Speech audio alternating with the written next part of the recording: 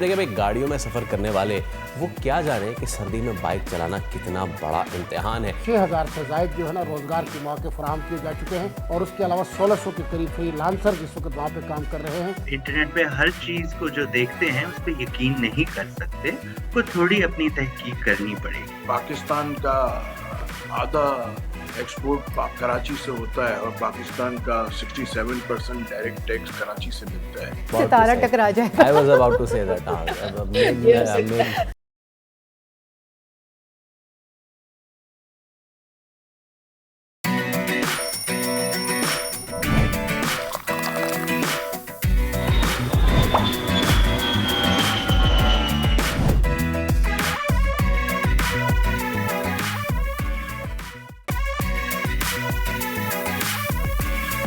अस्सलाम वालेकुम, खुश आमदीद। जी आया लो, बखैर आगले भली करे आया। वर्षद के दुनिया बोले के साथ मैं हूँ सोनिया सुंदस और मैं हूँ सैयद फैसल करीम। उम्मीद है कि आप सब खैरियत से होंगे। Thank you for joining us. By the way, आज की ये वीडियो सर्दी में बाइक चलाने वालों के नाम। आज हम इब्तिदा ही उनके दुख से कर रहे हैं। अब देखिए भाई, गाड़ियों में सफ़र करने वाले वो क्या जाने कि सर्दी में बाइक चलाना कितना बड़ा इम्तिहान है। अच्छा, पहले आपको वीडियो दिखाते हैं, फिर इस पर बात करेंगे। दिखाएं, जरा वीडियो दिखाएं। एक तो इतनी सर्दी है, बैकग्राउंड में ना वो पहाड़ वहाड़ लग रहे हैं आपको। पहाड़ वगैरह नहीं है, वो नहीं है, वो एक अंडरपास है। अंडरपास पे जो डेकोरेशन होती है, लेकिन सर्दी ऑब्वियसली कोई बड़ी सी कोई चीज़, कोई पैकेज जा रहा है। हाँ, अच्छा। मोटरसाइकिल अब इसमें है भाई, ये कहानी ये है कि ये है फैसलाबाद की एक वीडियो। एक बाइक पे 3 अफराद सवार हैं। सर्दी का तोड़ करने के लिए उन्होंने कंबल ओढ़ा हुआ है। अब सोशल मीडिया पे ना इस पर बड़े दिलचस्प तबसरे भी हो रहे हैं। कोई कह रहा है कि भाई सर्दियों में जो फूलों वाली रज़ाई है ना, ये कांस्टेंट है। जबकि किसी ने कहा कि यार ये ख़तरे से खेल रहे हैं, और बिल्कुल यकीनन ख़तरे से खेल रहे हैं ना। हेलमेट है, तो खतरनाक बात तो है। और भाई ने ग्लव्स भी नहीं पहने हुए हैं। ऐसी कैसी सर्दी कि आपने ग्लव्स भी नहीं पहने हुए। एक सारिफ कह रहे हैं कि भाई हरकत से ही पता चल रहा है कि मुंडे फैसलाबादी है। तो जनाब, अब लग ये रहा है ऐसा, हम इस नतीजे पर पहुँचे हैं कि ये एक वीडियो स्टंट ही है। सिर्फ कंपनी की मशहूरी के लिए इन्होंने ये काम किया है, क्योंकि एक तो ये ख़तरे से खेल रहे हैं, दूसरा ट्रिपलिंग। एक बाइक पे 3-3 अफराद सवार, और हमेशा आपने देखा है ना कि वो खातून जा रही होती हैं, उनका दुपट्टा नीचे कहते हैं, तो दुपट्टा आ जाएगा। आ गया। तो इनका अगर कंबल जो है वो अगर आ जाए टायर में, तो फिर अल्लाह की खैर है। तो भाई आप बिल्कुल ये मशहूरी के लिए ये बहुत डेंजरस एक्ट है। exactly. हम इसको प्रमोट नहीं कर रहे, हम आपको इसलिए दिखा रहे हैं कि प्लीज ऐसा ना करें। आप पब्लिसिटी स्टंट जितना करना है करें, लेकिन अपनी जान के ऊपर खेल के नहीं। इसी के साथ चलते हैं बड़ी खबर की जानिब। हुकूमत और पीटीआई के दरमियान बैठक में ताखीर। बैरिस्टर गौहर मुज़ाकरात को बानी से मुलाकात से मशहूर कर रहे हैं। राना सनाउल्लाह इल्तवा की वजह अयाज सादिक की अदम दस्तियाबी को बता रहे हैं। वजह जो भी हो, हुकूमत अपोजिशन बातचीत की गाड़ी ट्रैक से उतरती दिखाई दे रही है। रोनाल्डो और शाहरुख खान की गैर मुस्लिम बीवियों के साथ उम्रा की तस्वीर वायरल। एआई से बनी तस्वीर पर लोग हकीकत का गुमा कर बैठे। आर्टिफिशियल इंटेलिजेंस के दौर में फेक न्यूज़ कितनी खतरनाक साबित हो सकती है, और हकीकत और फसाने का पता लगाने के लिए सारिफ क्या करें, जानेंगे आज के प्रोग्राम में। गिलगित बल्तिस्तान हुकूमत का टेक्नोलॉजी के सिलसिले में बड़ा इक़दाम। 16 माह में 61 IT पार्क्स बनाकर मिसाल कायम कर दी। दीगर सूबों की हुकूमतों को भी सीखने की ज़रूरत है। और बेघर बच्चों का आशियाना बनाने का मिशन। उज़मा आसिफ गामजन नौजवान सोशल एंटरप्रेन्योर से मुलाकात होगी आज के प्रोग्राम में। चलिए करते हैं प्रोग्राम का बाकायदा आगाज़। पाकिस्तान में सियासी हालात रोज़ाना की बुनियाद पर यकसर तब्दील हो रहे हैं। कल तक उम्मीद थी कि मुज़ाकरात से मसाइल हल होंगे, लेकिन कल शाम जो बयानात आए उन्हें सुनकर लगता है कि सर्द महरी बरकरार है। जी, बैरिस्टर अली ज़फ़र ने कहा है कि अगर बानी पीटीआई से मुलाकात नहीं होती तो मुज़ाकरात भी ख़त्म। उन्होंने एक नए एहतजाज की तरफ इशारा करते हुए कहा कि फ़िल वक्त किसी धरने की कॉल नहीं, मगर मुज़ाकरात जारी ना रहे तो कुछ भी हो सकता है। दूसरी जानिब इन तमाम हालात के साथ साथ इस वक्त ये अफवाहें भी गर्दिश कर रही हैं कि पाकिस्तानी सियासत में किसी बैरूनी दबाव का असर है, लेकिन नायब वज़ीर आज़म इसहाक़ डार ने कल ये तासुर रद्द कर दिया है। और आपको पता है कि कल तमाम तर दिन अलीमा ख़ान की भी काफ़ी बातगश सुनाई दी।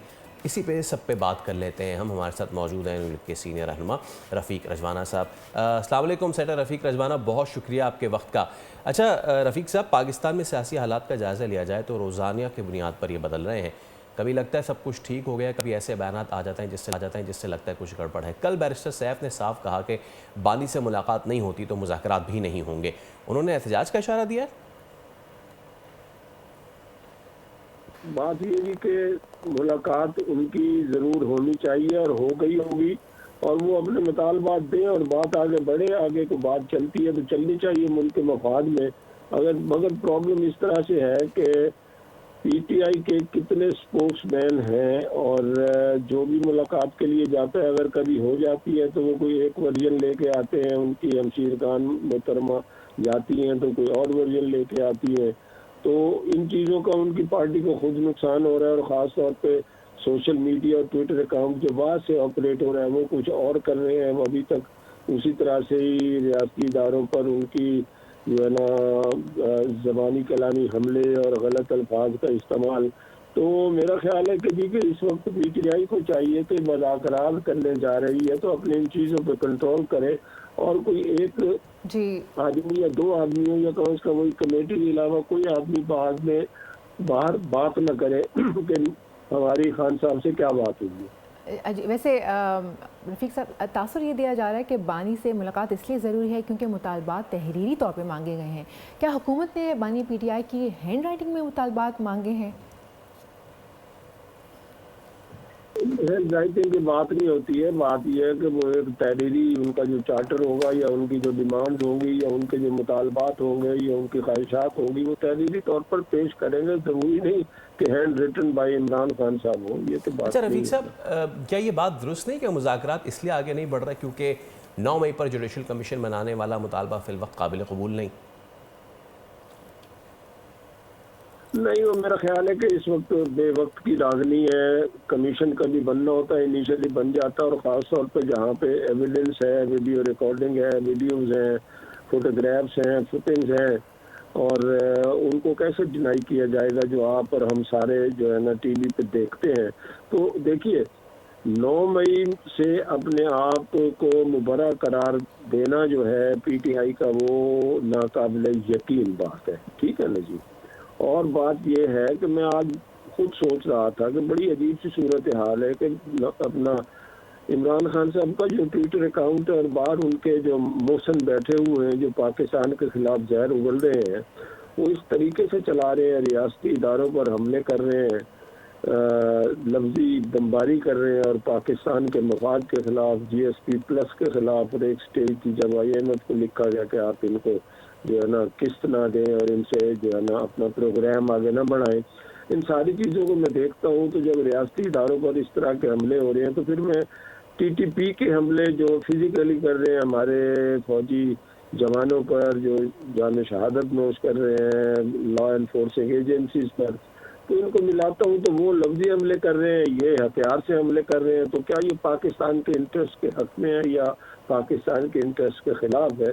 इस वक्त इमरान खान साहब का सबसे बड़ा इम्तहान ये है कि वो मुज़ाकरात को कामयाब कराना चाहते हैं, सिंसियरली आए, हम उनकी नीयत पे शक नहीं करते, मगर बाहर से जो मामला ख़राब हो रहे हैं, जो उनका ट्विटर अकाउंट है, जो मेरी इतला के मुताबिक उनकी जमात के सीनियर दोस्तों ने उनको रिक्वेस्ट किया कि आप अपना ट्विटर अकाउंट पाकिस्तान से चलाएं और कुछ बंदों को ऑथोराइज कर दें, तो वो सारा काम बिगाड़ने के लिए जो ओवरसीज बैठे हैं वो ठीक है कि अपने लीडर से प्यार भी करें, मोहब्बत भी करें, उनके नज़रिए के साथ भी चलें, उनका एक इंडिविजुअल राइट है, उनकी अपनी फ्रीडम है, but not at the cost of integrity of Pakistan, security of Pakistan. वो तो वहाँ बैठे आराम से बैठे हैं, यहाँ तकलीफें तो लोग बर्दाश्त कर रहे हैं। जिला कुरम में जो कुछ हुआ, सारा कुछ, सारी चीज़ें देखें तो आप, मेरा ख्याल है एक यकसुई से हमें काम करना पड़ेगा। अपने ज़ाती अनाज, ज़ाती सोचे, ज़ाती ज़रूरत से ज़्यादा ज़ाती मुतालबे, इनको एक तरफ रखना पड़ेगा, वक्त की ज़रूरत। अच्छा रजवाना साहब, क्या ये तासुर दुरुस्त है कि बानी पीटीआई को बनी गाला में हाउस अरेस्ट रखने की ऑफ़र हुई और ये ऑफ़र वफाकी हुकूमत के बजाय खैबर पख्तूनख्वा के वज़ीर आला की तरफ से दी गई? देखिए, बात यह है कि उनके अपने ही जो है ना उनकी हमशीरगान, ख़ास तौर पे मोहतरमा अलीमा खान साहब ने कहा, ये बातें कही और कहा जी अली अमीन गंडापुर को ऑफर हुई। अली अमीन गंडापुर साहब ने तो मेरी इतला के मुताबिक कोई ऐसा बयान नहीं दिया, और तरदीद भी हो रही है, हुकूमती इदारे भी जो है वो इस पे जो है ना तरदीद कर रहे हैं। ये एक स्पेकुलेशन है कि जब इस तरह के मुतालबात या इस तरह के मुज़ाकरात इस तरह के सियासी तनाव में होते हैं तो नज़रबंदी है, जेल से निकाल, मगर क्या सराही अगर आवाम करे तो और बात है। अगर ये एक बयान की सूरत में, एक ऑफर की सूरत में, या एक्सेप्टेंस की या नॉन एक्सेप्टेंस की सूरत में इन सियासी जमातों की तरफ से आए जो मुज़ाकरात की टेबल पर बैठ रहे हैं, जिसकी तस्दीक किसी ने नहीं की और सारों ने तरदीद की है, तो ये नामुनासिब बात है मेरा ख्याल है। वैसे रफ़ीक साहब, एक तासुर ये भी है कि पाकिस्तानी सियासत में बैरूनी दबाव काम कर सकता है, लेकिन कल नायब वज़ीर आज़म इसहाक़ डार साहब ने कहा कि पाकिस्तान की सिफारती तिहाई ख़त्म हो चुकी है। क्या आप समझते हैं कि पाकिस्तान पर अभी भी किसी बड़े मुल्क का सियासी दबाव तो नहीं, क्योंकि ये प्रोपेगेंडा हो रहा है कि शायद ट्रंप पावर में आने के बाद सियासत में कोई मुदाखलत कर सकते हैं या करेंगे? देखिए, ये प्रोपेगेंडे की कोई अखलाकियात तो होती नहीं है। प्रोपेगेंडे का कोई मतलब है ब्लैक एंड वाइट तो नहीं लिखा हुआ किस किस्म का प्रोपेगेंडा करें, जो मर्जी कहते रहे। अब उन्हीं के खिलाफ ही साइफर आ गया, उनको कहा एब्सोल्युटली नॉट, वो एक ड्रामा रचाया गया। आज उनके आगे घुटने टेक के बैठे हुए हैं। देखिए, ये किसी जातियात पर मुल्क नहीं चलते, मुल्कों की अपनी पॉलिसी होती है। और ट्रंप साहब ने, उनको यही फिक्र है कि इमरान खान साहब को जेल से निकाला जाए। मैं I don't agree. Imran Khan साहब जेल से निकलेंगे, अदालतों के जरिए निकलेंगे। मुज़ाकरात जो हो रहे हैं वो सियासी सूरत हाल, सियासी तनाव को कम करने के लिए हो रहे हैं। Otherwise as far as the criminal cases, other cases which are registered against Imran Khan साहब for which he is being tried, तो वो केसेस तो अदालतों से हो गए। वो ट्रंप ने आके उनको निकाल के कई माने अपना वजीर आजम हाउस में नहीं बिठा देना, कि ये हमारी खाम ख्याली है। और दूसरी देखे, ज़ईफ़ुल एतकादी, सियासी तौर पर ज़ईफ़ुल एतकादी है कि अपने मामला को खुद दुरुस्त करें। उन्होंने अपनी नजरें जो है ट्रंप पर बिठाई हुई हैं। ये कमज़ोर एतकाद है हमारी पाकिस्तान की सियासत में, अपनी जमात की स्ट्रेंथ। वो कहते हैं हम इतने पॉपुलर हैं, अच्छा जी। वो कहते हैं इमरान खान साहब मकबूल तरीन लीडर है, अच्छा जी। तो फिर इस मकबूलियत और इस तरह की सूरत हाल में क्या ट्रंप पर आसरा किया जाए? अल्लाह की ज़ात पे हर कोई आसरा रखता है। बेशक, ठीक है, ठीक है। बहुत शुक्रिया रफ़ीक रजाना साहब हमारे साथ मौजूद थे, और जो पाकिस्तान की सियासी वक्त चाल चलन चल रही है उस पर अपनी आरा से आगाह कर रहे थे। लेट्स सी आने वाले दिनों में पाकिस्तान की सियासत जो है मज़ीद कौन सा मोड़ अख्तियार करती है। ऐसा ही है। अब वक्त हो जाता है एक ब्रेक का, एक छोटा सा ब्रेक लेते हैं, ब्रेक के बाद वापस आते हैं।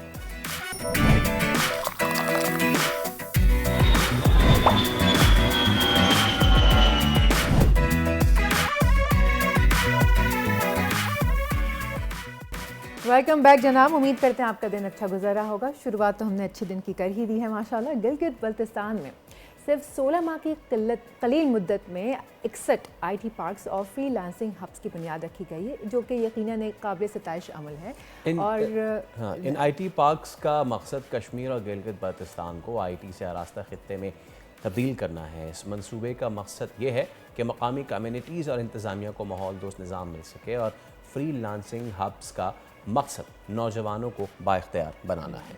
इन IT पार्क्स के 6500 जो हैं वो नौकरियां इन्होंने पैदा की हैं, और 1600 फ्री लांसर्स को जो है वो बाख्तियार बनाया गया है। हर IT पार्क के दफ्तर में तेज़ तरीन इंटरनेट, ये तो ज़बरदस्त बात हो गई भाई, और बिला तातुल बिजली की फरहमी भी मौजूद है, जबकि ऑर्गेनाइजेशन माजूर बच्चों के लिए भी आज़ाद ज़िंदगी के मराकज़ फराहम कर रहा है। इसी पे हम बात कर लेते हैं तर्जुमान हुकूमत गिलगित बल्तिस्तान फैज़ुल्लाह फ़राक साहब। फैज़ुल्लाह फ़राक साहब, अस्सलाम वालेकुम। फैसल करीम अर्ज़ कर रहा हूँ, उम्मीद है खैरियत से होंगे। फैज़ भाई, बहुत शुक्रिया आपके वक्त का।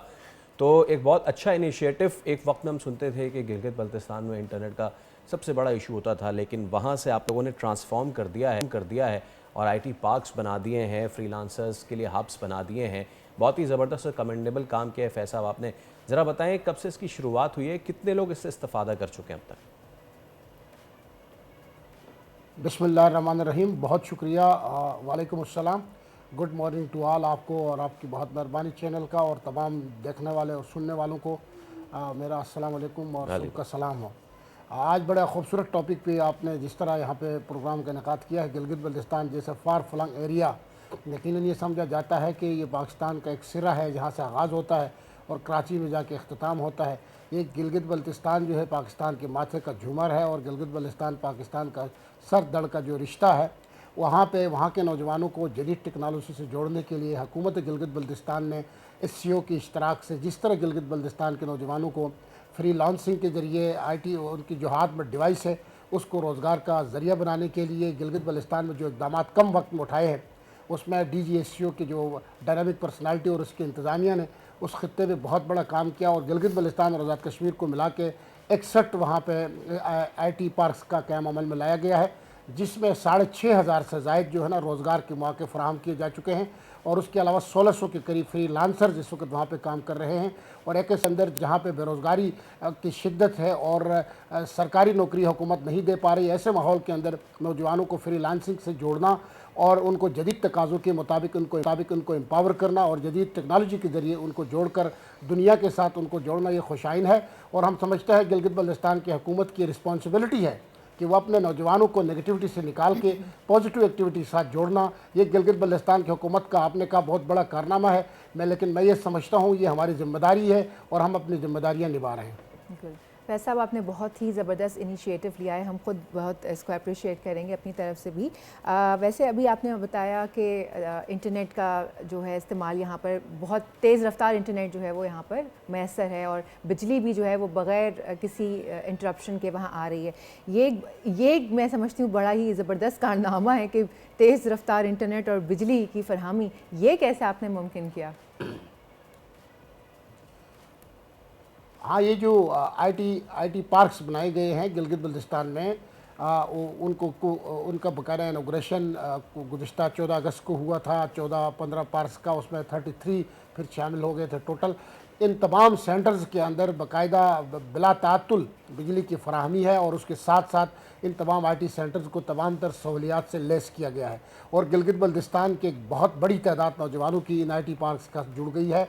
और हम समझते हैं कि मुस्तक़बिल करीब में गिलगित बल्तिस्तान की इन पोटेंशल से लेस नौजवानों को हम IT के साथ जोड़ दें और फ्री लांसिंग के साथ जोड़ दें और इनको एक पॉजिटिव अप्रोच के साथ जोड़ दें तो इनमें तमाम फैसिलिटीज़। और इसके अलावा मैं आपको कहता हूँ गिलगित बल्तिस्तान में सिर्फ ये नौजवानों का नहीं बल्कि ख़वातीन के हवाले से भी स्किल सेंटर्स का क़याम अमल में लाया जाएगा, IT के साथ जोड़ा गया। और उसके अलावा जो स्पेशल अफराद हैं ख़ासकर माशरे के वो कंपोनेंट जिसको हमेशा सरफ नज़र कर जाते हैं, उनको भी गिलगित बल्तिस्तान की हुकूमत ने SCO के ज़रिए स्पेशल कम्युनिकेशन ऑर्गेनाइजेशन जो कि एक ऐसा इदारा है जो बिल्कुल सिविल इदारा है जो वफाकी IT के ज़रिए तमाम काम करता है और उसमें जो भी प्रोजेक्ट आते हैं वो गिलगित बल्तिस्तान के फेडरल PSDP के बजट से आते हैं और उसका हिस्सा होते हैं और उसका रेवेन्यू भी वफाकी हुकूमत को जाता है और उसके जितने भी अखराजात हैं वो भी सूबाई हुकूमत अपने फेडरल PSDP के फ़ंड से पे करती है।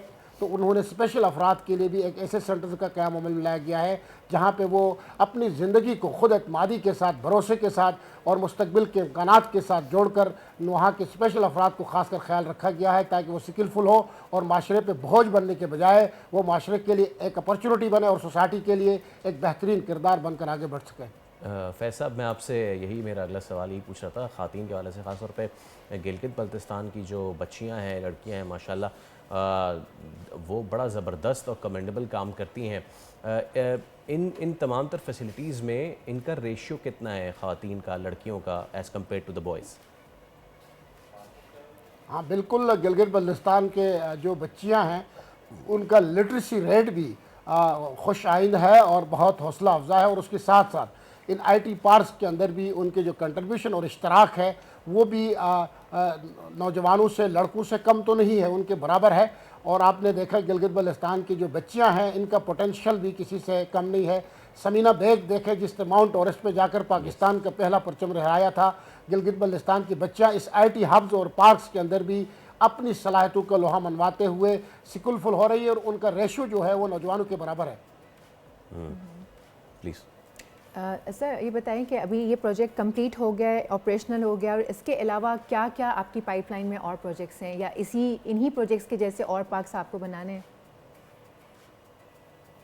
हाँ बिल्कुल, ये तो 2025 का विजन है कि हम 2025 में स्पेशल कम्युनिकेशन ऑर्गेनाइजेशन के साथ मिलकर जो DGSCO और उसकी टीम का भी विजन है, चूँकि मिल के हम काम कर रहे हैं, वहाँ पे एक डायनामिक पर्सनालिटी है, उन्होंने कम वक्त में जिस ईमानदारी और जाफिशानी के साथ काम किया IT हब्स के अंदर उसकी मिसाल नहीं मिलती। ये 2025 का विजन है मुस्तकबिल करीब में कि हम आगे जाके इस विजन की तकमील इस तरह करना चाहते हैं कि गिलगित बल्तिस्तान और आज़ाद कश्मीर भी हो, गिलगित बल्तिस्तान ख़ास कर कि हम इंफॉर्मेशन टेक्नोलॉजी का हब बनाएं और वहाँ के नौजवानों को ज़्यादा से ज़्यादा इसके साथ जोड़े। और ये 2025 का विजन है और हम समझते हैं कि ये नाकाफ़ी है और मज़ीद IT पार्क इस वक्त ज़ेर गौर है। और वज़ीर आला गिलगित बल्तिस्तान हाजी गुलबर खान साहब और उसकी टीम जो IT मिनिस्ट्री है गिलगित बल्तिस्तान की, उन सब ने मिलकर ये एक प्लान बनाया है और SCO के साथ ये प्लान शेयर भी किया है कि फ्यूचर में ये IT हब जो है और इस तरह के IT पार्क्स मज़ीद होंगे और चंद महीने बाद इंशाल्लाह मज़ीद पार्क्स का भी इनाग्रेशन होगा वहाँ पे। और फैज़ साहब मुझे थोड़ा सा ये बताएं कि किन किन जगहों पे ये बनाए गए हैं? ये एक ही जगह पे बनाया गया या मुख्तलिफ गिलगित की जगह पे ये इंस्टॉल किए गए? स्कर्दू में भी मैं देख रहा हूँ। नहीं,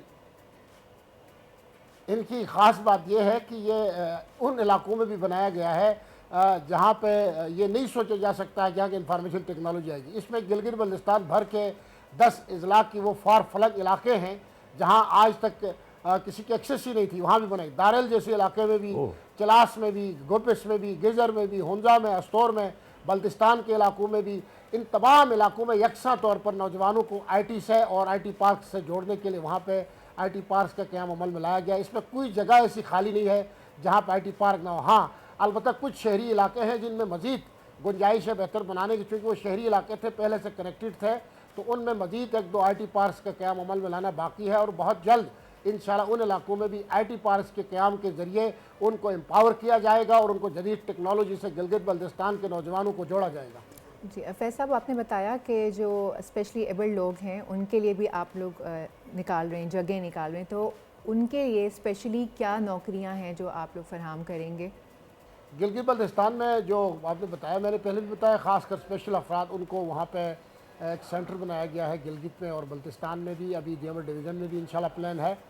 उनको कढ़ाई, सिलाई, उनको मुख्तलिफ इस तरह के भी स्किल सिखाए जाते हैं। लेकिन उसके अलावा वो ये जो सेंटर है ये तो IT का सेंटर है, इसमें कंप्यूटर के ज़रिए मुख्तलिफ उनको काम सिखाए जाते हैं और वो कंप्यूटर से और IT से उनको आशनाई दी जाती है और वो IT के ज़रिए वो मुख्तलिफ बिज़नेस वहाँ से उनको सिखाए जाते हैं। फ्यूचर में जाके आपने किस तरह लोकल नेशनल लेवल पे बिज़नेस करना है, आगे बढ़ना है, आपको जो एक डिवाइस आपके हाथ में है उसको इस्तेमाल करके आप कितना ज़िम्मेदार और बारोज़गार। सबसे पहले तो उनका कॉन्फिडेंस का इशू था, ये जो स्पेशल अफराद हैं माशरे के, उनका एक एतमाद का इशू था। वो ये समझते थे कि हम कुछ नहीं हैं, ये इसी IT पार्क के ज़रिए, इन्हीं स्किल सेंटर के ज़रिए पहले उनको एतमाद दिया गया, हौसला दिया गया। अब उन सेंटर में आप जाके देखें, गिलगित का खासकर सेंटर है जिसको अमजद अयूब रन करता है, उसको जाके देखें, वहाँ पे उन बच्चों में वो हौसला है और उन बच्चों में उड़ने का हौसला है, आगे बढ़ने का हौसला है। आज वो बच्चे इन IT और इस डिवाइस जो उनके हाथ में है उसके ज़रिए महसूस कर रहे हैं कि वो माशरे के किसी भी फ़र्द से कम नहीं है, जब बल्कि वो आगे इनसे भी आगे बढ़ सकते हैं। ज़बरदस्त फैज़ुल्लाह फ़राक साहब, बहुत शुक्रिया आपके वक्त का। उम्मीद करते हैं सेट हैं और कल कोई ये जो तादाद है ये 100 से भी ज़्यादा ऊपर पहुँचेगी।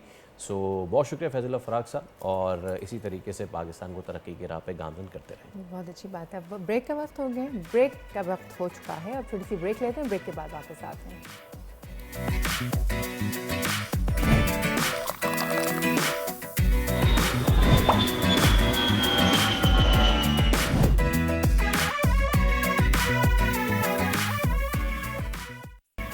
एक बार फिर आपको कहेंगे खुशामदीद। बहुत सारे लोग जो हैं वो आजकल कहते हैं कि AI का ज़माना है और AI जो है वो सबसे ज़बरदस्त टेक्नोलॉजी और AI इज़ एवरीथिंग।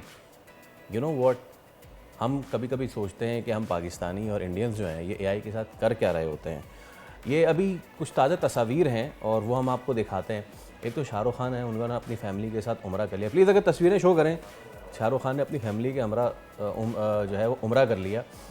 और ये क्रिस्टियानो रोनाल्डो, हाँ ये इन्होंने भी कर लिया। अच्छी तस्वीरें आप देखें है ना। अच्छा, इसमें मैं आपको सच्चा आगे बताऊँ, एक आंटी उन्होंने मुझे दिखा के कहा, देखो बेटा माशाल्लाह इसने भी कर लिया, कितनी बड़ी बात है आलम इस्लाम के लिए। तो मैंने उनको बताया कि नहीं आंटी ये ऐसी बात नहीं है। उन्होंने कहा शाहरुख खान ने भी कर लिया। मैंने कहा शाहरुख और उनका बेटा तो कर सकता है, गौरी खान कैसे कर सकती हैं? तो ये जनाब AI से बनी तस्वीर है और इस पर लोग इतना ज़्यादा हकीकत का गुमा कर बैठे हैं कि उन्होंने इसको जनाब पता नहीं क्या समझ लिया है कि बड़ा ही ज़बरदस्त काम हो गया है। इन रियलिटी ऐसा कुछ भी नहीं है। इन रियलिटी ना ही क्रिस्टियानो रोनाल्डो ने उम्रा अदा किया है और ना ही शाहरुख खान जो हैं वो अपने बेटे और बेगम के हमरा मक्का मुकरमा तशरीफ़ ले गए हैं। तो अब देख फैसल लें। खाली ये नहीं, इसके अलावा भी हाँ, बहुत कितनी सारी हैं। तस्वीरें हमारे अपने पाकिस्तानी जो एक्टर एक्ट्रेसेस हैं उनकी जो हैं वो वायरल हो जाती हैं। इसी पे हम जरा बात कर लेते हैं। Digital rights expert Usama Khilji हमारे साथ मौजूद हैं। उसामा, अस्सलाम वालेकुम। सबसे पहले तो thank you so much for your time. हमने सोचा था कि एआई आएगी तो हम दुनिया को तब्दील करके रख देंगे।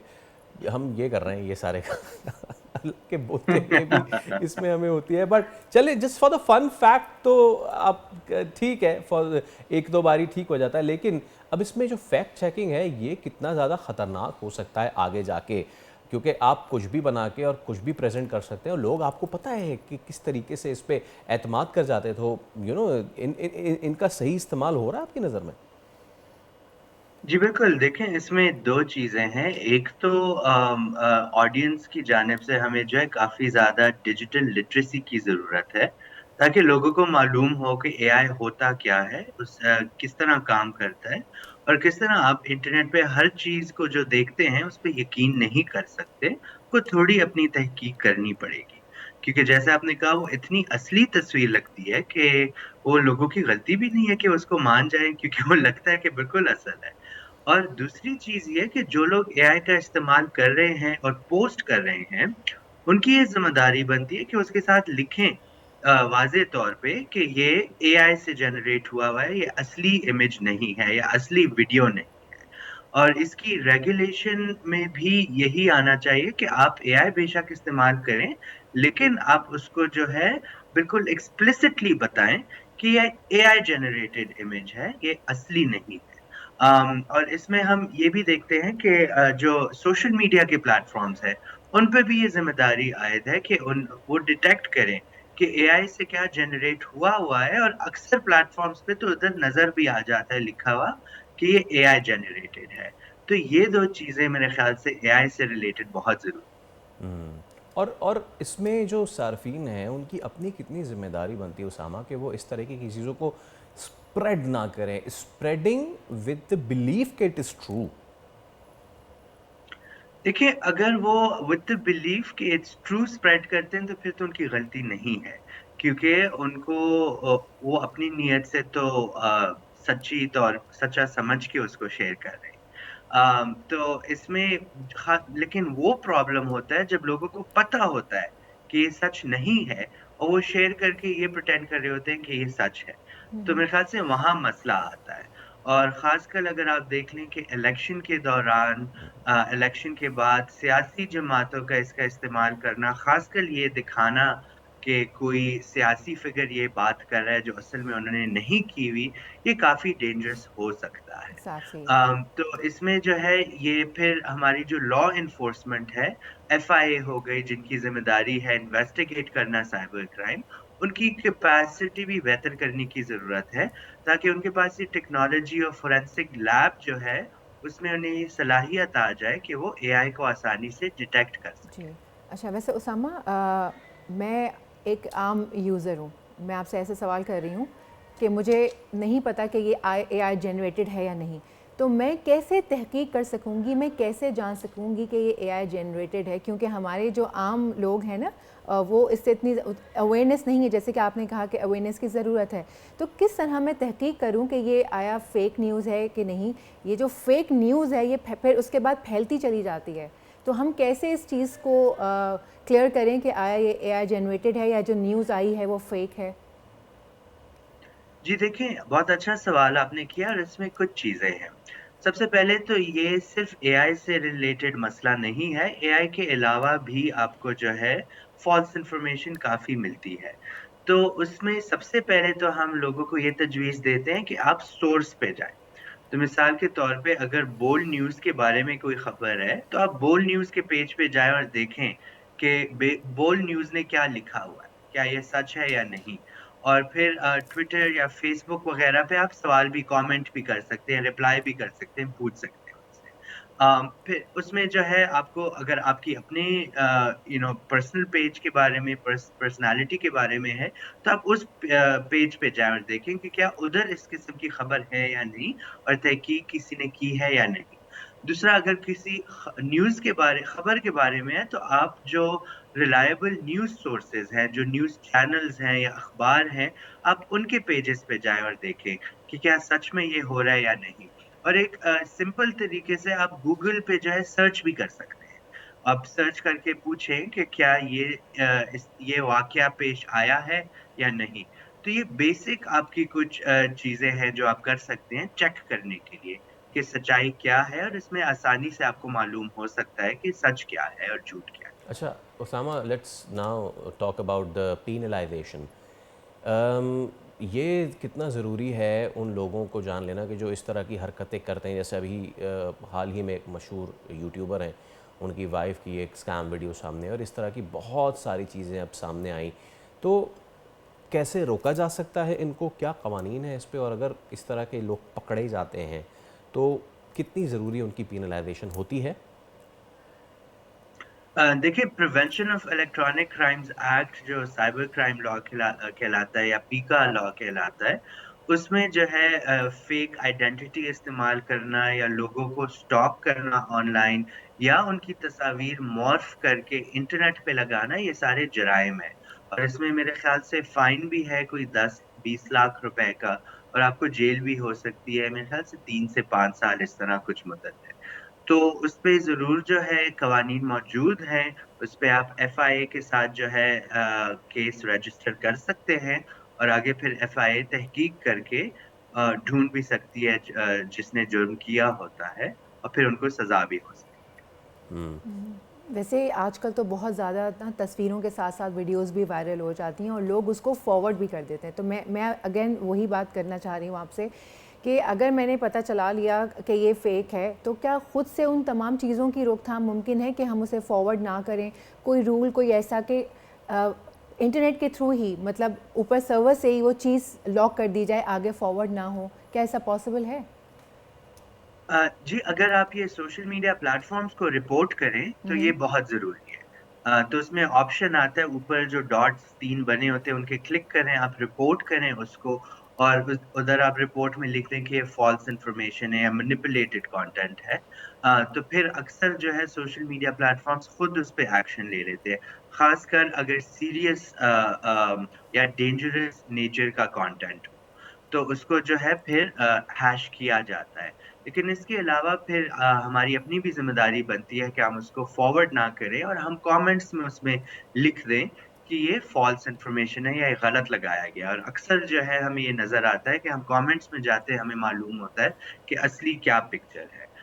लेकिन मैं ये भी कहूँगा कि आप एक तो लॉ एनफोर्समेंट को रिपोर्ट कर सकते हैं, एफआईए को, लेकिन इसके अलावा जो प्लेटफ़ॉर्म है, टिकटॉक हो गया, फ़ेसबुक, ट्विटर, इंस्टाग्राम जो भी है, उनको भी आप रिपोर्ट करें, तो उनकी रिपोर्टिंग मैकेनिज़्म से भी एक्शन लिया जाता है। ठीक है, thank you so much Usama Khilji, हमारे साथ आप मौजूद थैंक यू। थे और डीबंक हम कर रहे थे मिलके उन एस्पेक्ट्स को जिन्होंने आजकल थरथल्ली मचाई हुई है। तो जनाब अली, कहने की बात यह है, मॉरल ऑफ द स्टोरी ये है कि अगर आपके पास कोई चीज़ पहुंच रही है तो उसकी तस्दीक कर लें, उसकी तहकीक कर लें। ये तो हमारे मज़हब ने भी हमें सिखाया कि अगर आप तक कोई ख़बर लेके आ रही तो उसकी आप तहकीक कर लें, पहली चीज़। दूसरी चीज़, तहकीक के तरीक़े बहुत अब सारे हो चुके हैं। If there is a picture और आपको कोई बताया गया है कि जी फ़लाँ जगह ये हो रहा है और तबाही बर्बादी फैल गई है, you just take that picture, अपने मोबाइल में गूगल इमेजेस में डालें, और गूगल इमेजेस आपको उसकी तारीख़ भी बता देगा, वो कहाँ कब कैसे इस्तेमाल हुई, उसकी ओरिजिनेशन क्या है, वो सब भी बता देगा। Exactly, क्योंकि फैसल कभी ऐसा होता है कि एक पुरानी वीडियो होती है जो उसको बहुत उसको अरसे नया के बाद करके डाल वायरल दिया हो जाता है। जाती है, Yes. उसको एआई से और मजीद वो मॉडर्न करके और जाता है। तो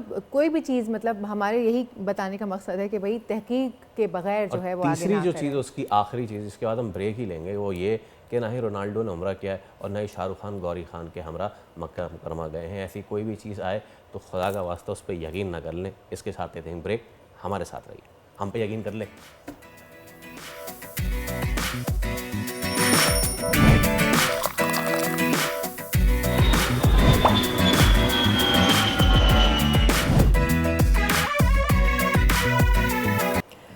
वेलकम बैक जनाब, एक मरतबा फिर खुशामदीद। कल वज़ीर आज़म पाकिस्तान शहबाज शरीफ ने कराची में मसरूफ़ दिन गुजारा। पाकिस्तान स्टॉक मार्केट का दौरा किया आपने, कराची पोर्ट कायम पोर्ट में कायम साउथ एशिया पाकिस्तान टर्मिनल का भी दौरा किया, वहाँ कस्टम्स क्लियरिंग के जदीद निज़ाम का इफ्तिताह किया। एक रोज़ दौरा कराची में सियासी रहनुमाओं से मुलाकातें भी हुई। अपने खिताब में वज़ीर आज़म शहबाज शरीफ ने क्या कहा, मुआशी बेहतरी के लिए सबके साथ बैठने को तैयार हूँ। वज़ीर आज़म शहबाज शरीफ गुज़िश्ता रोज़ पहुँचे थे कराची के एक रोज़ा दौरे पे। वहाँ पे उन्होंने मुख्तलिफ़ अहम जगहों का विज़िट किया, उनकी ताजरों के साथ मुलाकात भी हुई। इसके अलावा वो पोर्ट भी गए और वो पहुँचे मुख्तलिफ़ जगहों पे। तो इस सब पे हम मज़ीद अब बात कर लेते हैं। हमारे साथ मौजूद हैं Karachi chamber of commerce and industry के सदर जावेद बलवानी साहब। जावेद साहब अस्सलाम वालेकुम, thank you so much for your time और उम्मीद है आप खैरियत से होंगे। जावेद साहब, कल वज़ीर आज़म शहबाज शरीफ ने कराची का दौरा किया, कई अहम मुलाकातें हुई, ताजिर बरादरी से भी मुलाकातें हुई। कैसे देखते हैं इस दौरे को आप? देखिए, कल वजीर आजम साहब जो आए वो सिर्फ स्टॉक एक्सचेंज गए और वहाँ पे गए SAPT पे, जो फेसलेस इन्होंने सिस्टम शुरू किया है कस्टम क्लियरेंस का। ये 2 जगहें विजिट की इन्होंने।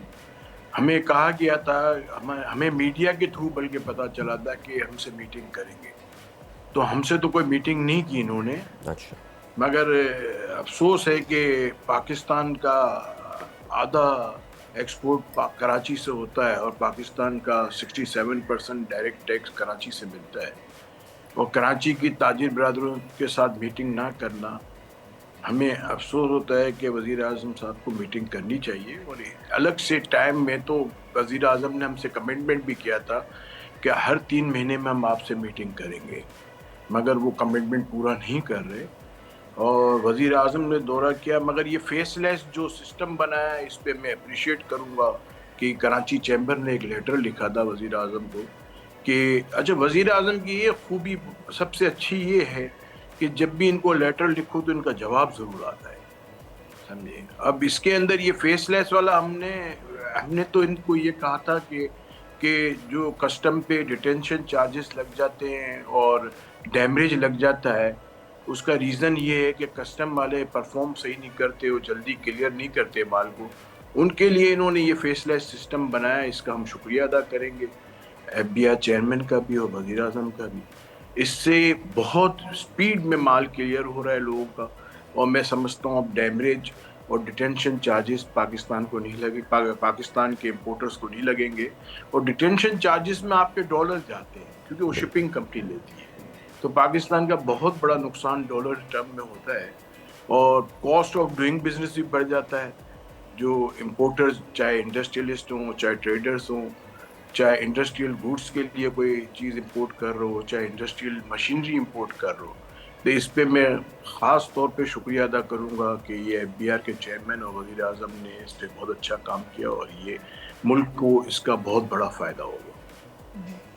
वैसे जावेद साहब, कल शहबाज शरीफ साहब ने अपने खिताब में टैक्स के निज़ाम में कमी लाने का इंदिया भी दिया है कि जो मुल्क में कारोबारी अफराद हैं ख़ास तौर पर उनको मज़ीद बेहतर से बेहतरीन सहूलियात जो हैं वो फराहम की जाएंगी। तो क्या टैक्स के निज़ाम में अभी कुछ अफराद जो कारोबारी अफराद हैं उनके लिए मुश्किलात मौजूद हैं? लेकिन टैक्स के अंदर पाकिस्तान के अंदर हमेशा का मसला रहा है ये, और टैक्स नेट जो है वो FBR उसमें कभी कामयाब नहीं हुई कि टैक्स नेट को ब्रॉडनिंग की जाए। नंबर ऑफ टैक्स पेयर जब बढ़ेंगे तो टैक्स की परसेंटेज कम होगी। इस वक्त पाकिस्तान के अंदर जो टैक्स है उसका जो चार्जेस हैं टैक्स के, वो रीजन के अंदर हमारे जितने ममालिक हैं या हमारे नेबरिंग कम्पिटिटिव कंट्रीज हैं, उन सबसे ज़्यादा टैक्स पाकिस्तान के अंदर है। और फिर इसके बाद सुपर टैक्स लिया जाता है, फिर अलग अलग कई किस्म की क्रॉस सब्सिडी ली जाती हैं। क्रॉस सब्सिडी भी जो है वो टैक्स पेयर से ली जा रही है या इंडस्ट्रियलिस्ट से ली जा रही है, तो वो भी एक तरीके का टैक्स हो गया। तो अब अफसोस के साथ ये कहना पड़ता है कि FBR ने कभी भी, FBR के अंदर एक डिपार्टमेंट होता है, उसका नाम होता है इन्फोर्समेंट डिपार्टमेंट, उसका काम ही यही होता है टैक्स नेट के अंदर लोगों को लाना। और हमारे कराची चैम्बर ने हमेशा सजेशन दी है कि आप टैक्स नेट की ब्रॉडनिंग करें, tax payer, number of tax payer को बढ़ाएं और टैक्स की परसेंटेज कम करें। अगर देखें एक और भी चीज़ है कि आप टैक्स पेयर जब टैक्स देता है तो उसको उसकी जगह कुछ ना कुछ मिलना चाहिए जी। अब हमारे यहाँ आप कराची में तो ख़ास तौर पे देख लें, इंडस्ट्रियल एरिया और जो टैक्स देने वाले एरिया हैं बिजनेस कम्युनिटी के, चाहे जोड़िया बाजार हो, चाहे कपड़ा मार्केट हो, चाहे इंडस्ट्रियल एरिया जितनी भी हैं, उन एरिया के अंदर आप देखें तो वहाँ का इंफ्रास्ट्रक्चर का क्या हाल है, बुरा हाल। जो टैक्स दे रहे हैं उनके इलाके के इंफ्रास्ट्रक्चर का क्या हाल है। अच्छा, फिर कॉन्फिडेंस कब आता है? आप टैक्स दें और आपको सामने से रिस्पॉन्स मिले और आपको सहूलत मिले, सिक्योरिटी की सहूलत मिले, इंफ्रास्ट्रक्चर की सहूलत मिले, यूटिलिटीज, पानी कराची के अंदर पाकिस्तान में सबसे महंगा पानी है, इवन सिंध में भी सबसे महंगा पानी कराची में है। हालांकि आप देखें सिंध का टैक्स जो है 85-90% जो है कराची देता है, मगर सबसे महंगा पानी कराची। फिर इसके बाद आप देखें कराची में लॉ एंड ऑर्डर की बुरी हालत है, बिजली आज भी लोड शेडिंग हो रही है। आप मुझे ये बताएं, एक जगह इंक्रीमेंटल पैकेज दे रहे हैं, ऊपर से लोड शेडिंग कर रहे हैं। आप मुझे बताएं, जो टैक्स देने वाले लोग हैं उस इंक्रीमेंटल पैकेज का बेनिफिट कैसे लेंगे जब लोड शेडिंग होगी? तो इंडस्ट्री में भी लोड शेडिंग, कमर्शियल एरिया में भी लोड शेडिंग, और जो जोड़िया बाजार, कपड़ा मार्केट, हर जगह लोड शेडिंग में कंप्लेन करते हैं। इवन जो है मार्केट्स जो हैं, जामा क्लॉथ है, प्लाजा है, ये जितने बहादुर शाह मार्केट, ये सब हमें कंप्लेन करते हैं, सब हमारी लोड शेडिंग डेली हो रही है। आप मुझे बताएं, एक जगह हम कैपेसिटी पेमेंट दे रहे हैं, ऊपर से एक लोड शेडिंग हो रही है, आप टैक्स देने वालों को सहूलत देंगे? अच्छा, फिर कमाल की बात ये है कि आप एक चीज़ और देखें कि हम टैक्स देने वाले, जिनके टैक्स के पैसों से जो गवर्नमेंट सर्विस में जो लोग हैं वो पब्लिक सर्वेंट हैं, बिल्कुल, वो 5 दिन काम करते हैं और टैक्स देने वाले 6 दिन काम करते हैं। ये मेरे समझ में नहीं आता। हालांकि इन्होंने ये छुट्टी की थी सैटरडे की, उसके पीछे लॉजिक ये था कि उस वक्त बिजली की शॉर्टेज थी। आज तो बिजली की हम कैपेसिटी पेमेंट कर रहे हैं। तो इनको चाहिए कि पब्लिक सर्वेंट जो हैं उनको भी 6 दिन वर्किंग करनी चाहिए। अच्छा, फिर 5 दिन जिन्होंने वर्किंग कर दी थी उसका कितना गलत वो इस्तेमाल हुआ है कि जुम्मे के दिन आप देखें सेकंड हाफ में जितने भी प्रोविंशियल सेक्रेटरीट हैं, फेडरल सेक्रेटरीट हैं, सब जगह स्टाफ 50-60% नहीं होता। नहीं, फिर अगर मंडे को जावेद आप साहब, जाएं तो मंडे ये तो को भी आपने जो है बिल्कुल एक वो नई चीज़ छेड़ दी है और ये तो दुखती रख पे आप हाथ रख रहे हैं, क्योंकि अगर आप मंडे टू थर्सडे भी देख लें तो वो भी वर्किंग आवर्स क्या हैं वो भी पूरी दुनिया को पता है। लेकिन खैर, जैसे कि आपने बात की ये ओल्ड सिटी एरिया की, जोड़िया बाज़ार की, पेपर मार्केट की, उर्दू बाज़ार की, यहाँ बिजली की लोड शेडिंग भी है, इंफ्रास्ट्रक्चर भी नहीं है।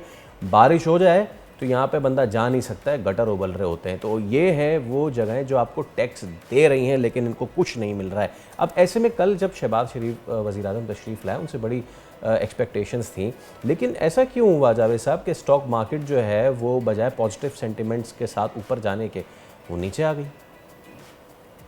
देखें, स्टॉक मार्केट्स के अंदर बहुत अच्छा वो हुआ है कि 1,17,000 पॉइंट पे गई, और जिन सेक्टर्स में गई है उन सेक्टर्स से आम पब्लिक को कोई फ़ायदा नहीं हुआ, मगर वो 5, 6 या 7 सेक्टर हैं उसके अंदर, जैसे बैंकिंग है, पेट्रोलियम है, गैस है। अब गैस के आप मुझे बताएं, 800 850% प्राइस बढ़ा दिए गए और स्टॉक मार्केट सही गई है ऊपर। और इसके अंदर जो कल रिवर्स हुई है, सुबह मुझे जो रिपोर्ट थी कि वो सुबह पहुंचने के थे, सुबह तक स्टॉक मार्केट वालों ने होल्ड किया हुआ था। देखिए, पाकिस्तान की स्टॉक मार्केट जो है ये कोई ऐसी स्टॉक मार्केट तो नहीं है। इस स्टॉक मार्केट के अंदर किसी के पास अगर 500, 400, 500 अरब रुपए हों तो पूरी स्टॉक मार्केट को फ्लक्चुएट कर सकते हैं। हमारी स्टॉक मार्केट के अंदर तो आप मुझे बताएं कि जब दिल चाहे इसको ये बढ़ा देते हैं, जब दिल चाहे इसको कम कर देते हैं, और आम पब्लिक को इसका कोई फायदा नहीं होता। आम पब्लिक तो अब आज आप मीडिया के लोग ये कहते हैं कि साहब इन्फ्लेशन कम हुआ है, मगर ना हमारा दूध सस्ता हुआ है, ना डबल रोटी सस्ती हुई है, कोई चीज़ सस्ती नहीं हुई। तो ये सब प्रॉब्लम्स भी हैं। अब जो स्टॉक मार्केट का जो मामला है, आप बिल्कुल सही कह रहे हैं कि कल जो 2000 पॉइंट वज़ीर आज़म साहब आए, हालांकि सुबह मैंने स्टॉक के ब्रोकर्स से बात की एक दो से कि भाई ये क्या रीज़न है। बोला हमने तो होल्ड करके रखा था सुबह, मगर वो उस टाइम पे नहीं आए, लेट आए, तो ये प्रॉब्लम हुआ। अच्छा, मगर कल उसको रिवर्स होना ही था, उनका मतलब ये था कहने का। अच्छा, ठीक है, बहुत शुक्रिया। सदर KCCI जावेद बलवानी साहब हमारे साथ आप मौजूद थे, और उम्मीद करते हैं कि जितना शहर देता है इस शहर, ये सूबे को और फिर मुल्क को देता है, इस शहर को उसी हिसाब से सहूलियात भी मिल सके। लेट्स सी वज़ीर-ए-आज़म शहबाज शरीफ नेक्स्ट कब आते हैं, और अगर आते हैं तो लेट्स सी कि वो ताजिद बरादरी से मुलाकात करते हैं या नहीं करते हैं। अब जो है वक्त हो गया एक ब्रेक का, छोटी सी ब्रेक लेते हैं, ब्रेक के बाद हाजिर होते हैं। Stay with us.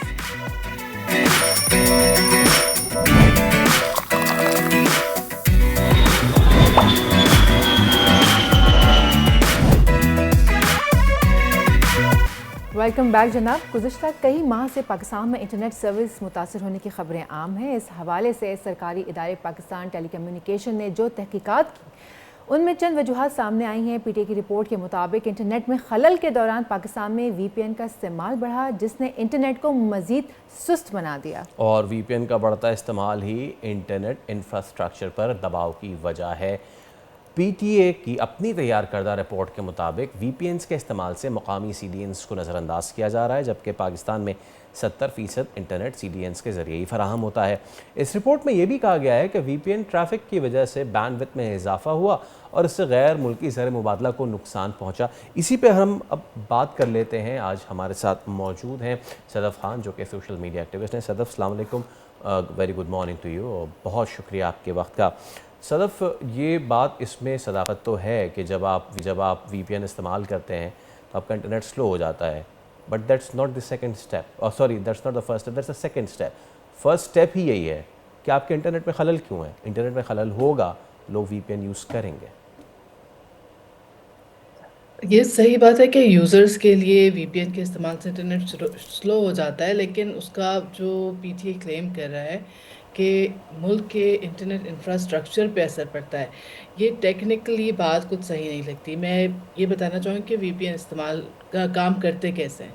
आप ये समझें कि जब आप इंटरनेट इस्तेमाल कर रहे हैं तो आप एक सीधी सड़क ले रहे हैं उन वेबसाइट्स तक जाने के लिए, उस कंटेंट को एक्सेस करने के लिए जहां आप जाना चाह रहे हैं। और जब आप वीपीएन इस्तेमाल करते हैं तो आप वही रास्ता उसी जगह जाना चाह रहे हैं, लेकिन बजाय इसके कि आप एक सीधी सड़क लें, आप समझें कोई सीक्रेट टनल है, कोई खुफिया सुरंग है जिसके ज़रिए आप उस वेबसाइट तक पहुंच रहे हैं, मगर इन अ प्राइवेट वे। यानी जो वो हुकूमत है या पीटीए है वो ये देख नहीं सकती कि आप कहाँ जा रहे हैं।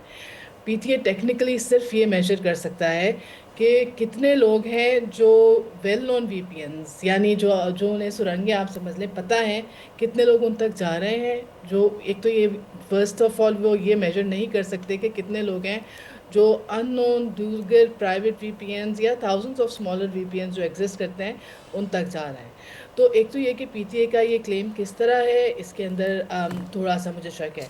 दूसरा ये है कि वीपीएन सिर्फ उस सूरत में एक्स्ट्रा वर्कलोड क्रिएट करेंगे या एक्स्ट्रा लोड क्रिएट करेंगे पाकिस्तान के इंफ्रास्ट्रक्चर पर, अगर लोग पाकिस्तान के अंदर ही कोई कंटेंट या कोई वेबसाइट एक्सेस कर रहे हैं। लेकिन लेट्स से अगर मैं ट्विटर एक्सेस करती हूँ, मैं एक्स एक्सेस करना चाहती हूँ बग़ैर वीपीएन के, मैं सीधे उसी रास्ते से ट्विटर तक पहुँचूँगी। लेकिन अगर मैंने वीपीएन इस्तेमाल किया तो जो मेरी रिक्वेस्ट है पाकिस्तानी इंफ्रास्ट्रक्चर से वो किसी एक और सर्वर पे जाएगी, और जो भी एक्स्ट्रा वर्कलोड है फिर वो उस सर्वर पे पड़ेगा, पाकिस्तानी इंफ्रास्ट्रक्चर पे नहीं पड़ेगा। जो पीटीए का क्लेम है उससे तो ये लगता है कि जितने सारे लोग हैं वो एक्चुअली वीपीएन इस्तेमाल करके वही कंटेंट एक्सेस कर रहे हैं जो पाकिस्तान के अंदर हाउस किया है। I don't think this is possible. तो आई थिंक फैक्चुअली इस रिपोर्ट के अंदर टेक्निकली मुझे समझ नहीं आता कि ये क्लेम किस तरह से किया जा सकता है। पाकिस्तान से जो ट्रैफिक बाहर जा रही है वो बाहर जाएगी, भले वो वीपीएन के थ्रू जाए या वो डायरेक्टली किसी ऐसी वेबसाइट की तरफ जाए जो वो एक्सेस करना चाहते हैं आपके यूज़र्स। जी, वैसे जो पीटीए ने इन्वेस्टिगेशन रिपोर्ट जारी की है, इस पे वीपीएन के इस्तेमाल की वजह से इंटरनेट जो है मज़ीद इंटरप्शन की तरफ चला गया। पाकिस्तान ने काफ़ी ज़्यादा लॉस उठाया। इनफैक्ट 2024 में Pakistan, if I am not wrong, तो सबसे ज़्यादा लॉस ही पाकिस्तान ने उठाया इंटरनेट की वजह से। तो ये ऐसा क्यों है, और ये लॉजिक दे रहे हैं वीपीएन की ही कि ये वीपीएन की वजह से जो है डिस्ट्रप्शन है, ये लॉजिक कुछ समझ आती है आपको? नहीं, मुझे बिल्कुल समझ नहीं आती है लॉजिक, क्योंकि जो पाकिस्तान से बाहर की रिपोर्ट्स आई हैं, आई थिंक आप टॉप 10 वीपीएन की जो रिपोर्ट थी उसका तज़किरा करें, अंदर जो इकोनॉमिक लॉसेस का जिक्र है वो इंटरनेट शटडाउन्स की वजह से है, इंटरनेट डिस्ट्रप्शंस की वजह से, वीपीएन के इस्तेमाल की वजह से नहीं है। पीटीए जो फिगर्स दे रही है, मैंने पीटीए की रिपोर्ट एक्चुअली नहीं देखी, जो मीडिया रिपोर्टिंग हुई है, बट आई एम अज्यूमिंग कि मीडिया रिपोर्टिंग करेक्ट हुई है। आई थिंक जहाँ तक मुझे याद है वो 1 USD पर MB की कुछ बात कर रहे हैं कि 1 MB के इस्तेमाल पर 1 USD। आई डोंट थिंक कि इंटरनेट इंफ्रास्ट्रक्चर इतना महंगा होता है। 1 MB का इस्तेमाल कुछ सेंट्स लगते हैं आपके पर जीबी। सो एक तो ये कि फिगर जो बेस बनाई गई है कि 1 MB डेटा आप मतलब कैन यू इमेजिन कि अगर 1 MB डेटा के इस्तेमाल पर 1 USD लग रहा होता तो हमारा इंटरनेट कितना महंगा होता। That is simply not something जो मेरी समझ में आती है। दूसरी ये बात कि अगेन ये कैलकुलेशन कम्प्लीटली ओवरलुक कर रही है उन लोगों को जो VPN का इस्तेमाल कर रहे हैं ऐसी चीज़ों को एक्सेस करने के लिए जो पाकिस्तान से बाहर हाउस्ड हैं। वो चीज़ें VPN के साथ इस्तेमाल हों या VPN के बाहर इस्तेमाल हों, वो X हो, वो डिफरेंट वेबसाइट्स हों जो PTA ने ब्लॉक की हुई हैं। जो ट्रैफ़िक है पाकिस्तान से बाहर जाने वाली ट्रैफ़िक, यानी जो हमारी सबमरीन केबल्स हैं या जो हमारा इंटरनेट इंफ्रास्ट्रक्चर है, उसका इस्तेमाल एग्जैक्टली द सेम है। अब ये तो नहीं हो सकता कि बहुत सारे हज़ारों नए इंटरनेट यूज़र्स क्रिएट हो गए और उन्होंने अपन इंटरनेट इस्तेमाल करते ही VPNs का इस्तेमाल करना शुरू कर दिया, या इतने सारे इंटरनेट यूज़र्स हैं जो actually for some strange reason इस तरह से काम कर रहे हैं कि पाकिस्तान के अंदर जो वेबसाइट्स मौजूद हैं वो VPN के थ्रू एक्सेस करें, जिसकी कोई तुक बनती है ही चलें कि अगर आप पाकिस्तान के अंदर कोई कंटेंट हाउस है और आप उसको VPN के ज़रिए इस्तेमाल कर रहे हैं तो एक दफ़ा आपकी रिक्वेस्ट बाहर जाएगी किसी सर्वर के पास और VPN का जो सर्वर है वो उसको रीराउट करेगा मुल्क के अंदर, तो एक लूप क्रिएट होगा, which is the only reason कि ये जो इस्तेमाल है या इंफ्रास्ट्रक्चर पर लोड है वो बढ़ेगा और शायद उसकी कोई कॉस्ट में इजाफा हो। I find it very strange कि ये जो PTA बात कर रही है, जो क्लेम्स कर रही है, वो किस तकनीकी बुनियादों पर कर रही है और किन ये जो कीमत है स्पेसिफिकली 1 USD पर MB, दिस इज समथिंग जो मेरी समझ से बिल्कुल बाहर है। लेट्स सी कि what more findings come out of the report. But अच्छा, अभी इलॉन मस्क का स्टारलिंक जो है उसके पाकिस्तान आने की शुनीद है and the people are pretty much excited after that news कि जी अब सब सही हो जाएगा। लेकिन जो हमने पास्ट ईयर में देखा है Sadaf, we have been on the top list कहाँ जहाँ पे सबसे ज़्यादा डिस्ट्रप्शंस हुई है और द टॉप मोस्ट आवर्स जिसमें इंटरप्शंस हुई, the top most financial loss कि जिसकी वजह से हमने इनकर किया है। सो डू यू थिंक कि स्टारलिंक और इन जैसी सर्विस के आने से अब इंटरनेट डिस्ट्रप्शन नहीं होगी, और नहीं होगी तो फिर हम VPN का इस्तेमाल नहीं करेंगे, VPN का इस्तेमाल नहीं करेंगे तो according to the PTA doctrine internet सुस्त नहीं होगा? देखिए, एक तो ये कि satellite internet is extremely expensive. It is. Satellite internet का इस्तेमाल हर कोई नहीं कर सकता। तो लेट्स से अगर अज्यूम हम ये भी कर लें कि स्टारलिंक वाक़ईतन पाकिस्तान आ जाता है, तो एक तो आप मुल्क में जो डिजिटल डिवाइड है उसके अंदर इजाफा कर रहे हैं, यानी कुछ हैव्स होंगे जो वो स्टारलिंक का इंटरनेट सैटेलाइट इंटरनेट अफोर्ड कर सकते हैं। हमारे मुल्क में वैसे ही बहुत बड़ा डिजिटल गैप है, तो एक आप दो तबकात क्रिएट कर रहे हैं कि कुछ लोग ऐसे हैं जो लोकल इंटरनेट का इस्तेमाल करें, लोकल सर्विस प्रोवाइडर्स के ज़रिए करें। वो वाले जो लोग हैं उनका ट्रैफिक डेटा जो हमारे लॉज़ हैं, जो हमारे क़वानीन हैं, उनके तहत कंट्रोल भी हो और वो डेटा तक रसाई भी हुकूमत को हासिल हो। सैटेलाइट इंटरनेट के ऊपर वो तमाम जो कंट्रोल्स जो हुकूमत अभी हमारे जो वाईफाई या जो लोकल इंटरनेट सर्विस प्रोवाइडर्स के ज़रिए हम इंटरनेट इस्तेमाल करते हैं, उस पर जो कंट्रोल्स लागू करती है वो स्टारलिंक या सैटेलाइट इंटरनेट पे उस तरह से लागू नहीं हो सकते। सो एक तो ये कि क्या हुकूमत वाकई रेडी है कि ये दो parallel systems of regulation create हो, कुछ लोग ऐसे हों जो अफोर्ड कर लें स्टारलिंक का इंटरनेट और वो उन सारे जो कंट्रोल्स हुकूमत ने अभी सेटअप किए हैं जो हमारा उसके पैराए से बाहर जाकर इंटरनेट एक्सेस करें, और अगर वो ये कर भी देते हैं तो अगेन जो डिजिटल गैप वाली बात है, कहाँ जाएगा, किसको जाएगा, अफोर्डेबिलिटी एक तो किसकी होगी, और दूसरे अफोर्डेबिलिटी के अलावा क्या ये एक्सेस पूरे मुल्क को फराहम किया जाएगा? Are all the internet users in Pakistan eligible कि वो उस इंटरनेट तक रसाई हासिल कर सकें, या किसी मखसूस इलाक़ों के लिए या मखसूस तबक़ात के लिए? जैसे VPN रजिस्ट्रेशन भी हर आम आदमी नहीं कर सकता, PTA कहती बहुत है, लेकिन आप अगर जाएँ PTA की वेबसाइट पे, जो VPN रजिस्ट्रेशन का प्रोसेस उन्होंने डिफ़ाइन किया था, that was for some specific people, freelancers हो गए, कंपनीज़ हो गई एटसेट्रा। तो ये एक पैरेलल सिस्टम जो क्रिएट किया जा रहा है, आई डोंट थिंक अगेन हर चीज़ की तरह ये बहुत दूरअंदेश सिस्टम नहीं है। और आई डोंट थिंक कि इससे जो असल मसला है पाकिस्तान में इंटरनेट पूरी तरह डिग्रेडेड है और उसके डायरेक्ट इकोनॉमिक इम्पैक्ट आ रहे हैं और डायरेक्ट पॉलिटिकल इम्पैक्ट्स आ रहे हैं। ये जो बेसिक मसला है, आई डोंट थिंक कि स्टारलिंक इसको हल कर सकता अच्छा, है। वैसे सदफ थोड़ा सा स्टारलिंक के ऊपर बात करूंगी कि स्टारलिंक की टेक्नोलॉजी आखिर है क्या, and what's the difference between the normal internet and Starlink कि जो इतनी हाइप क्रिएट है? देखिए, बहुत ज़्यादा टेक्निकली तो मुझे खुद भी नहीं पता, लेकिन जो एक बेसिक डिफरेंस है वो ये है कि जो सैटेलाइट इंटरनेट है वो डायरेक्टली एक सैटेलाइट के ज़रिए आपके जो भी यूज़र्स हैं उससे कनेक्ट होता है। जो हमारे लोकल सर्विस प्रोवाइडर्स हैं वो whether through submarine cables, whether through all this different जो लोकल इंफ्रास्ट्रक्चर है जो मुल्क के अंदर एग्जिस्ट करता है उसके थ्रू आप तक आता है। तो जो एक बेसिक टेक्निकल डिफरेंस है वो यही है कि इंफ्रास्ट्रक्चर की मुल्क के अंदर या आपकी जो बॉर्डर्स हैं उनके अंदर मौजूदगी और उसके ऊपर कंट्रोल का होना, और एक चीज़ है जो खला में एक सैटेलाइट के ज़रिए आपके साथ काम कर रही है। तो ये बेसिक एक चीज़ है जो मेन डिफरेंस आप देख सकते हैं। मतलब कोई शार्क जो है ना वो स्टारलिंक को काट नहीं सकती, ये Exactly. समझ लें। Exactly. I was कोई about to सितारा say. टकरा जाएगा। I was about to say that.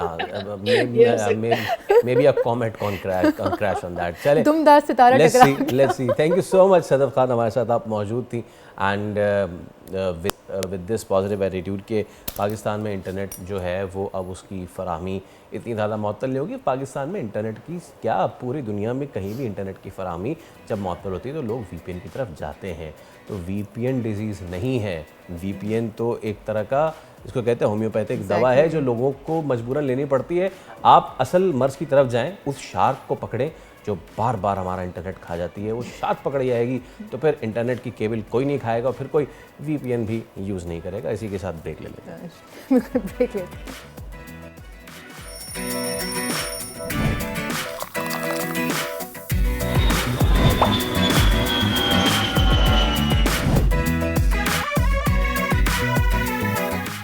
Welcome back जनाब। अब वक्त हुआ जाता है वेदर अपडेट्स का। मुल्क भर में सर्द मौसम को हर तरफ एंजॉय किया जा रहा है।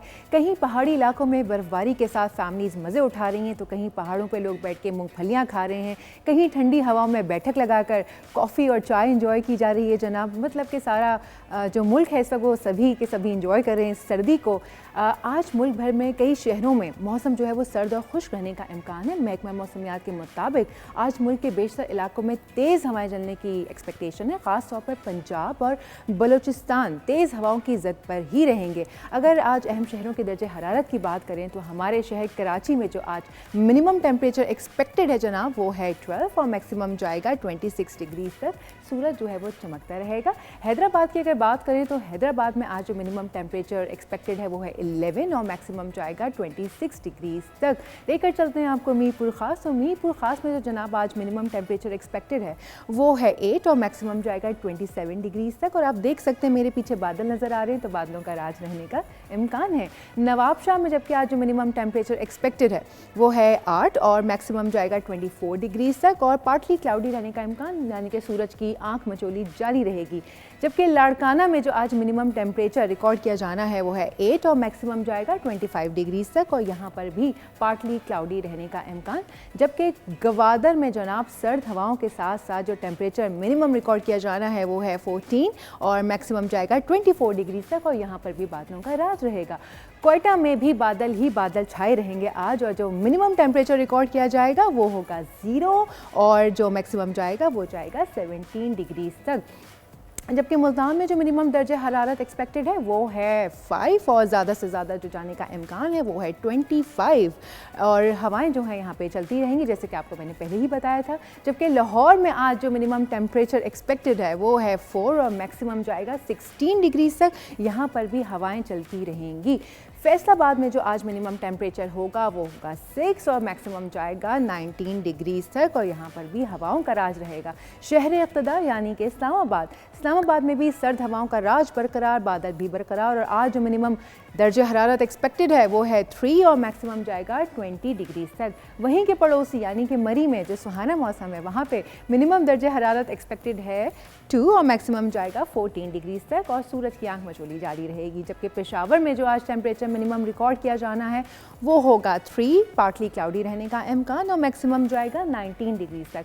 मुजफ्फराबाद की बात कर लेते हैं तो मुजफ्फराबाद में आज जो मिनिमम टेम्परेचर एक्सपेक्टेड है वो है 3 और मैक्सिमम जाएगा 19 डिग्री तक एंड पार्टली क्लाउडी।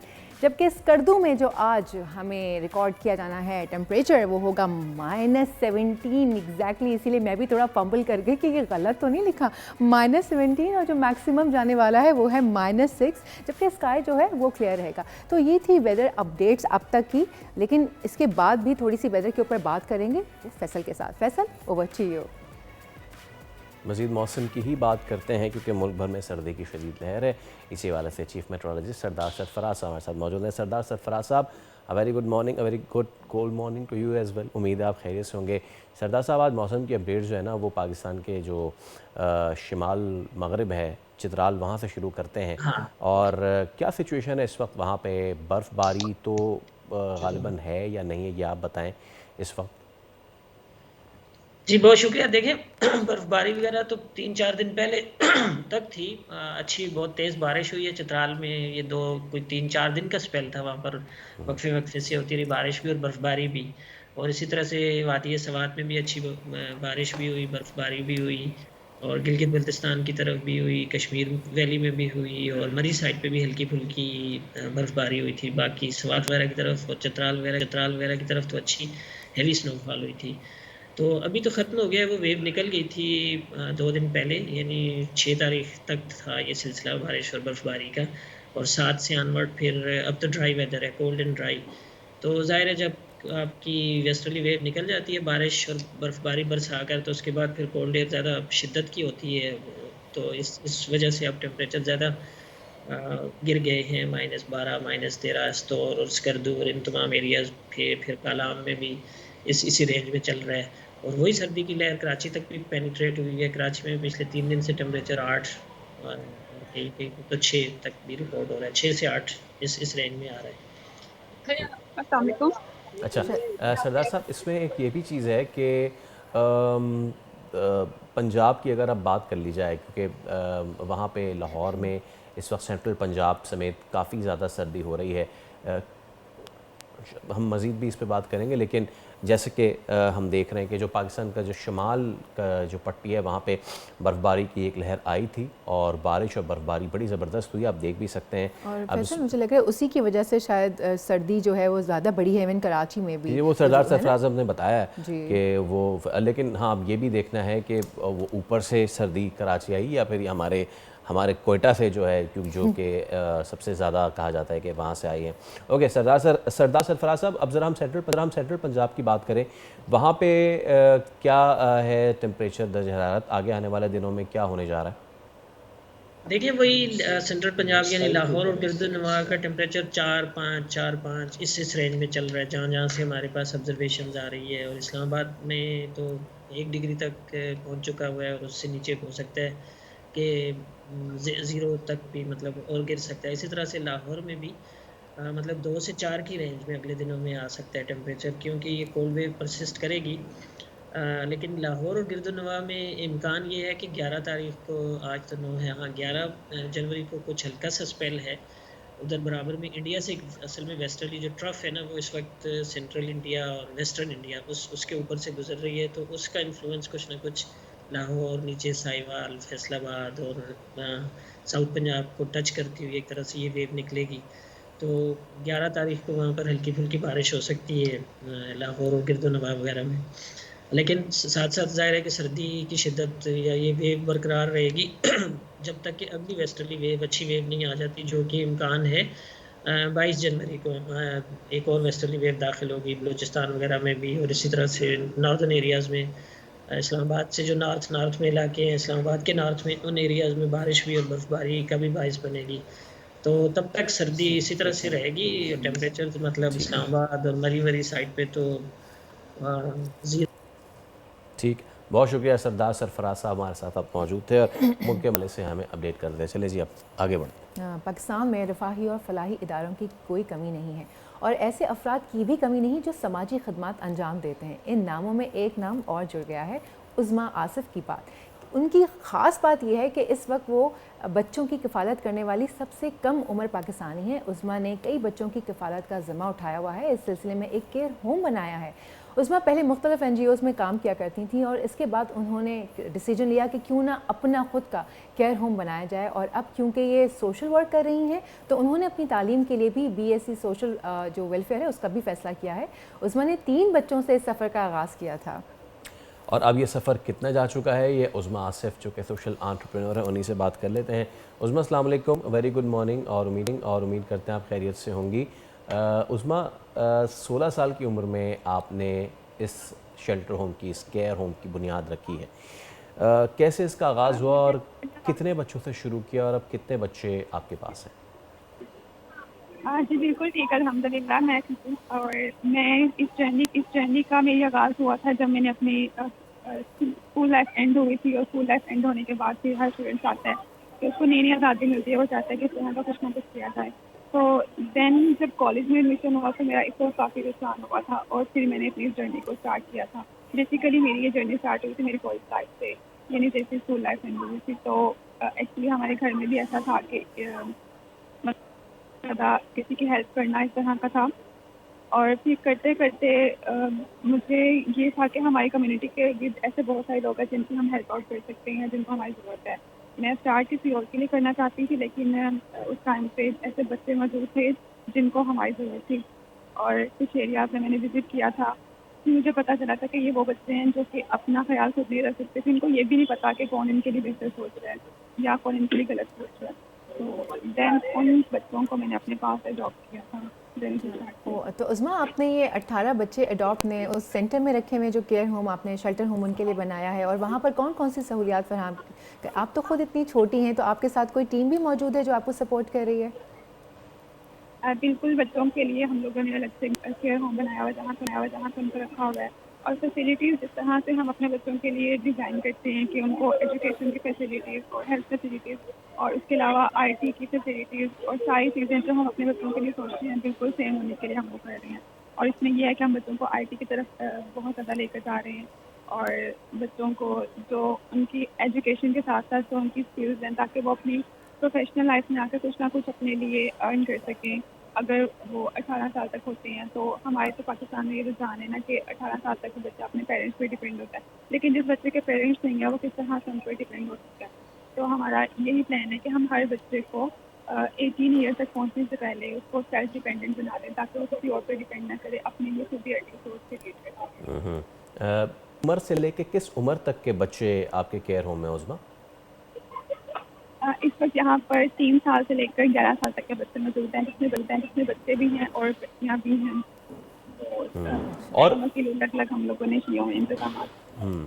और उज़्मा ये कहिएगा कि सपोर्ट आपको किस किया है, क्योंकि तने तनहा आप इसमें लगी हुई हैं, किस ने आपको सपोर्ट किया, फैमिली से कैसे सपोर्ट रही, और आप क्योंकि आप मुख्तलिफ NGOs में भी काम कर चुकी हैं, तो इसका फिर क्या मॉडल आपने बनाया कि आपको सपोर्ट जो है उसकी बिला तात्तुल फराहम रहे?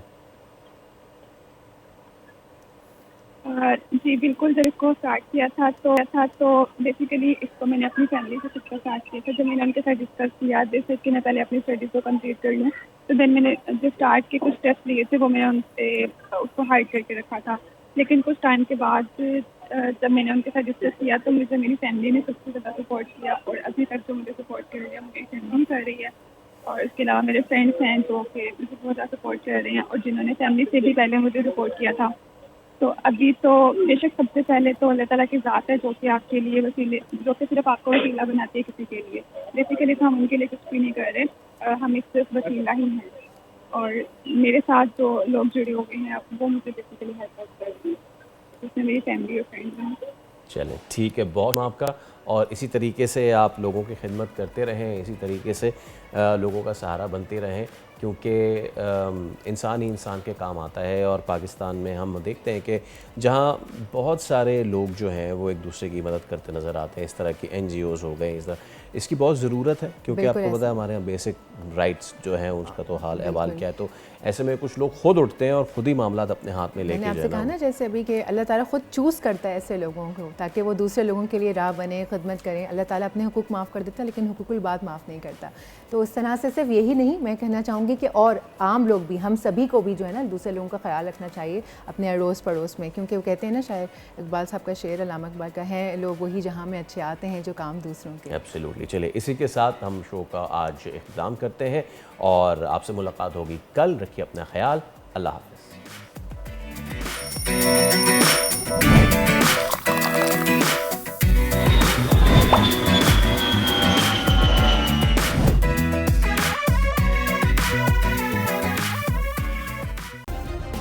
सब्सक्राइब करें और बेल दबाएं ताकि कोई खबर रह न जाए।